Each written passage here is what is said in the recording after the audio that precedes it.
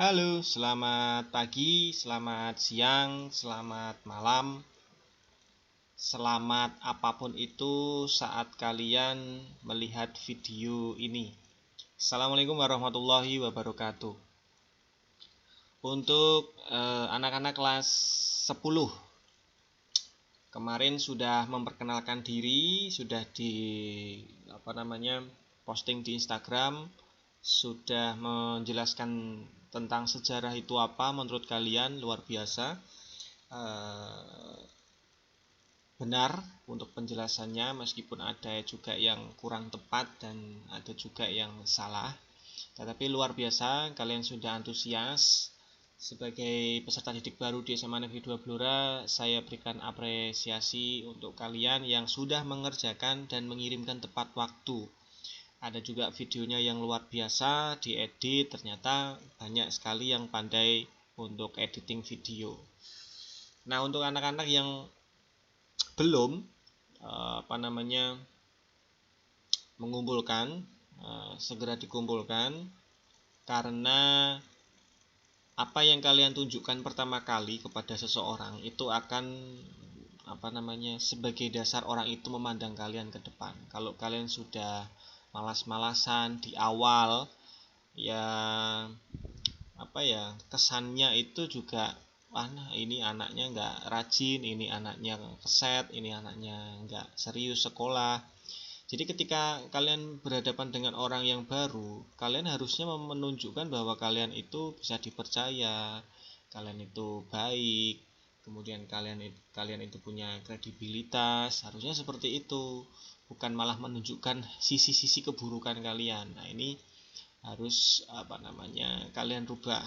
Nanti kalau di dunia nyata, kalian kan masih anak-anak ya, ketika nanti kalian sudah lulus sekolah, kalian akan tahu bagaimana cara berinteraksi dengan orang lain yang baru kalian kenal. Oke, untuk yang sebelum mengumpulkan tugas, silakan di posting dan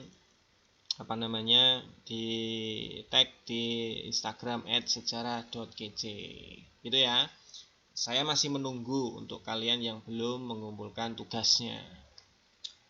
Nah, ini ada video, saya menyajikan video berkaitan dengan kompetensi dasar yang pertama, kompetensi dasar 3.1. Baik, manusia dan sejarah. Kalian kemarin sudah menjelaskan sejarah itu apa. Nah, nanti akan saya jelaskan juga kedudukan manusia, kedudukan waktu, dan kedudukan ruang di dalam sejarah. Nah, yang pertama, klik. Yang pertama, pengertian sejarah secara bahasa atau secara etimologi.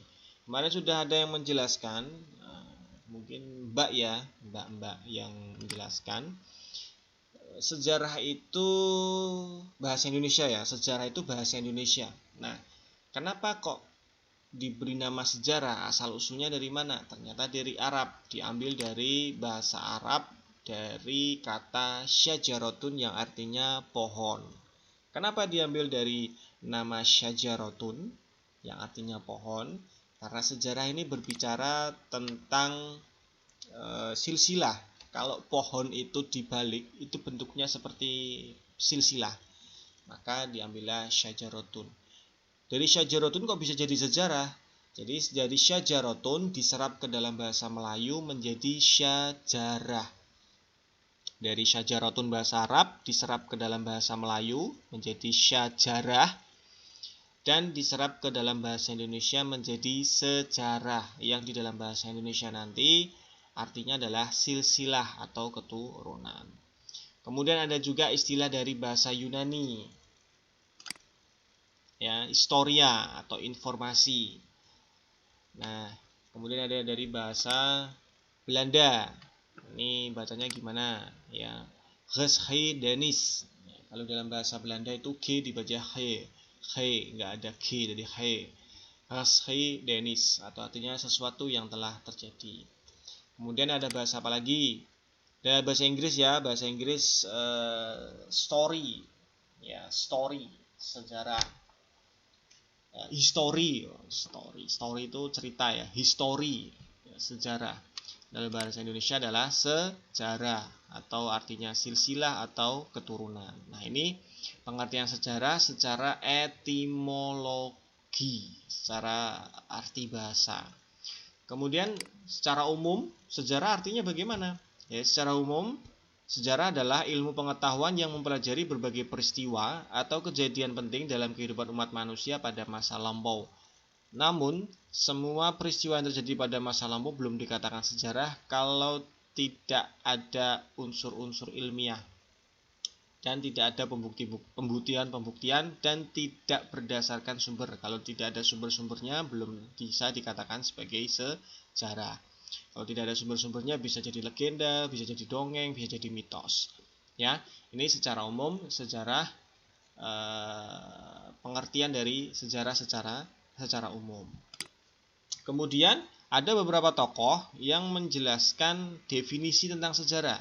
Tokoh-tokohnya saya sajikan ada 3. Yang pertama ada Herodotus dari peradaban Yunani, kemudian ada Ibnu Khaldun dari sejarawan Muslim, kemudian ada orang Indonesia Sartono Kartodirjo.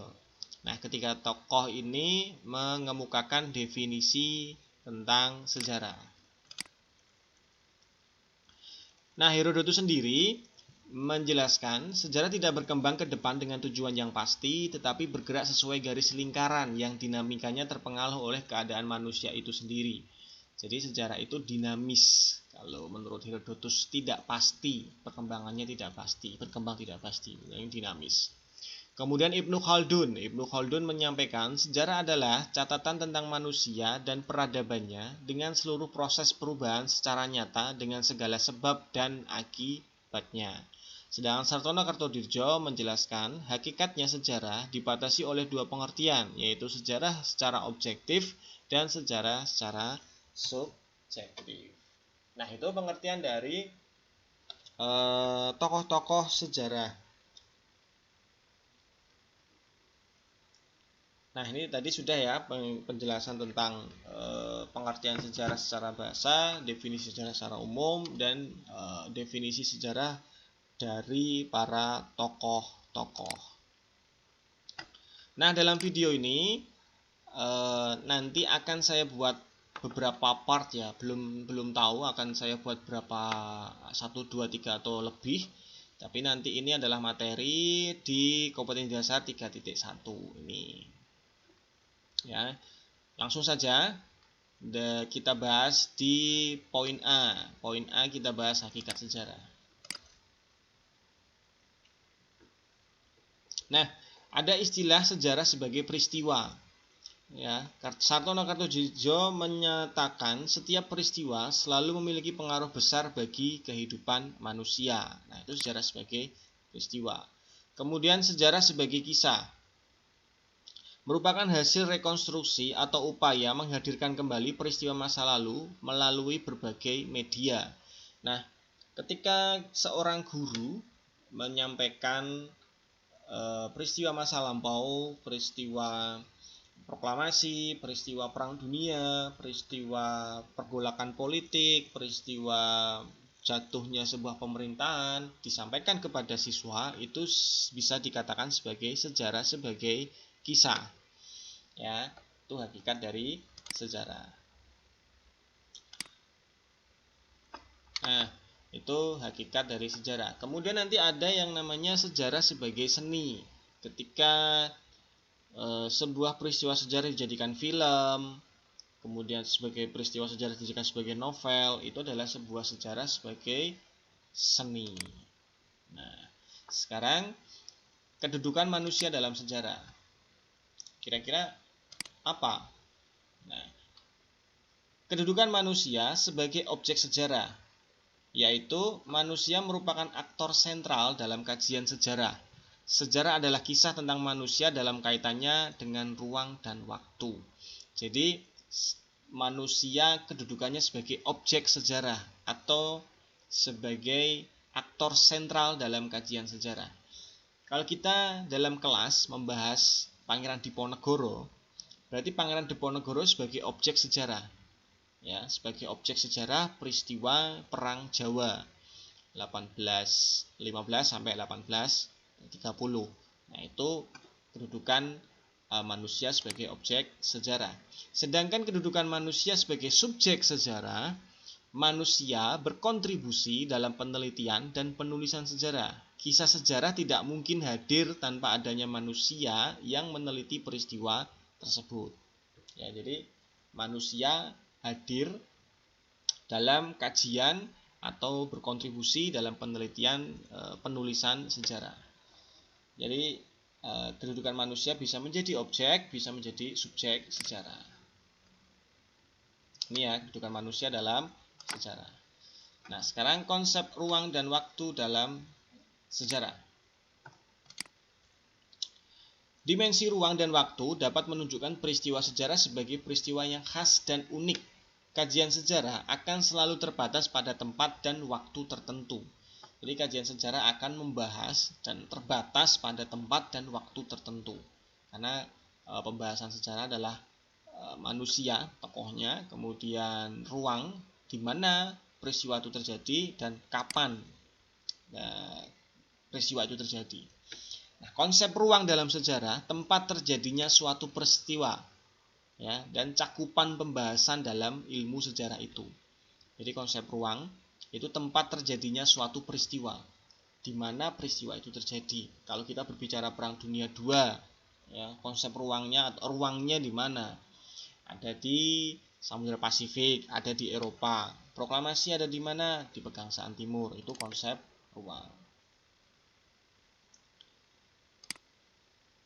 Nah, kajian sejarah berdasarkan ruang bisa sejarah kota, bisa sejarah pedesaan, ada sejarah lokal.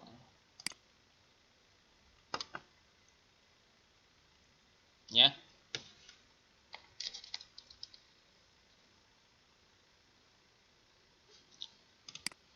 Nah, kita lanjutkan. Tadi konsep ruang dan waktu dalam sejarah ya. Selanjutnya dimensi waktu yang B ini, kehidupan manusia dalam perubahan dan keberlanjutan. Kita buka. Kehidupan manusia dalam dimensi waktu. Konsep waktu menjadi kunci dalam memahami dinamika kehidupan manusia. Menurut Kunto Wijoyo, konsep waktu dalam sejarah dibagi menjadi 4 unsur. Yang pertama ada perubahan, ada perkembangan, ada pengulangan, dan ada kesinambungan. Perubahan, perkembangan, pengulangan, dan kesinambungan.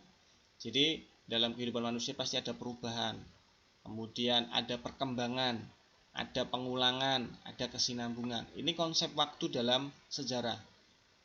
Nah, tugas kalian diperhatikan ya, ini tugas di tengah-tengah video. Carilah penjelasan selengkap-lengkapnya terkait keempat unsur tersebut.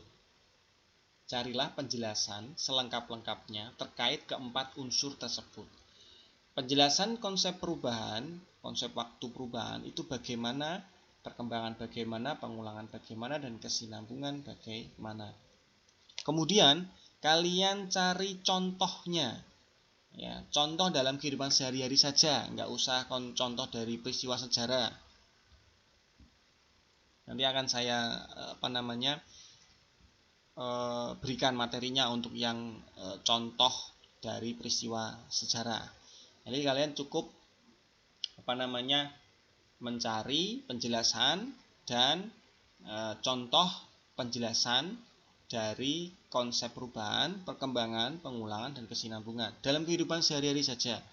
Dari benda, dari konsep adat, dari konsep budaya, atau dari apapun itu, silahkan cari contoh-contohnya.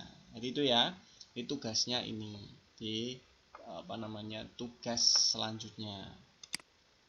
Nanti akan saya tagih di Google Classroom. Ya, jadi nanti akan saya tagih di Google Classroom. Nanti akan saya buatkan Google Classroom sejarah yang belum ada Google Classroom-nya ya, yang kelas-kelas tertentu mungkin belum ada. Nah, itu tadi konsep atau kehidupan manusia dalam dimensi waktu. Nah, kemudian perubahan dan keberlanjutan dalam sejarah. Kehidupan manusia senantiasa diwarnai dengan perubahan dan keberlanjutan. Perhatikan contoh berikut. Nah, ini apa ini? Mungkin kalian sudah pernah dengar ya, karena di SMP juga pernah disampaikan pastinya. Ledakan bom atom di Jepang, di kota Hiroshima dan Nagasaki. Akibatnya apa? Perubahan yang terjadi setelah adanya bom atom di Jepang, di kota Hiroshima dan Nagasaki, menyebabkan kerusakan dan korban jiwa. Ini contohnya ya, bukan belum penjelasannya ya. Kemudian menandai kekalahan Jepang dalam perang Pasifik. Perubahannya apa? Perubahannya adalah kerusakan dan mengakibatkan korban jiwa.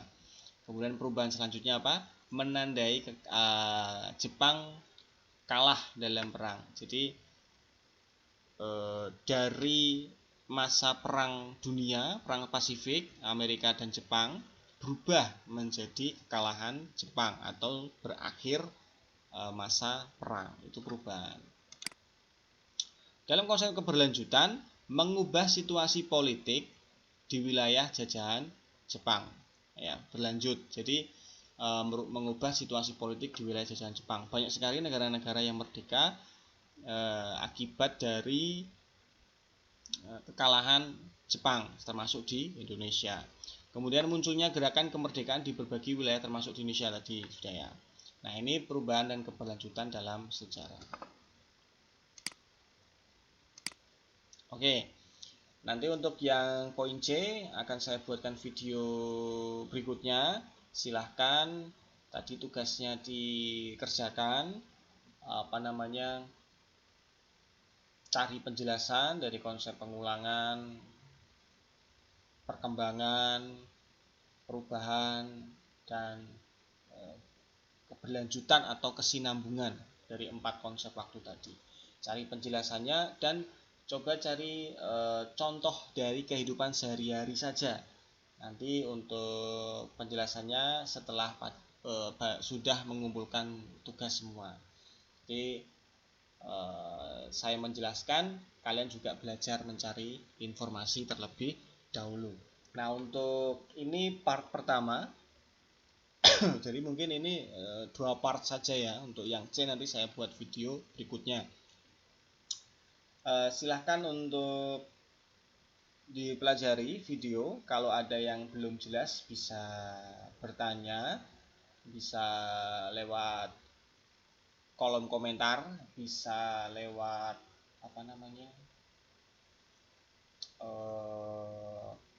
WhatsApp, bisa lewat Google Classroom, bisa lewat DM Instagram. Silahkan dipelajari. Mungkin ada saya yang miss atau belum tersampaikan, atau yang ada menemukan sebuah perbedaan dalam penjelasan saya dan ilmu yang kalian sudah dapatkan atau pengetahuan yang sudah kalian dapatkan. Silahkan disampaikan dengan saya dan kita diskusikan. Jangan lupa subscribe. Kemudian jangan lupa ditekan tombol loncengnya kelinting-kelinting agar tahu video-video berikutnya. Nanti channel ini mungkin saya kembangkan bukan hanya pembelajaran, tapi hiburan juga mungkin ada. Semoga saja bisa terrealisasi. Kemudian jangan lupa di like dan silakan berdiskusi di kolom komentar. Terima kasih. Silahkan tunggu video part yang selanjutnya dari kompetensi dasar 3.1. Sekian, terima kasih. Assalamualaikum warahmatullahi wabarakatuh.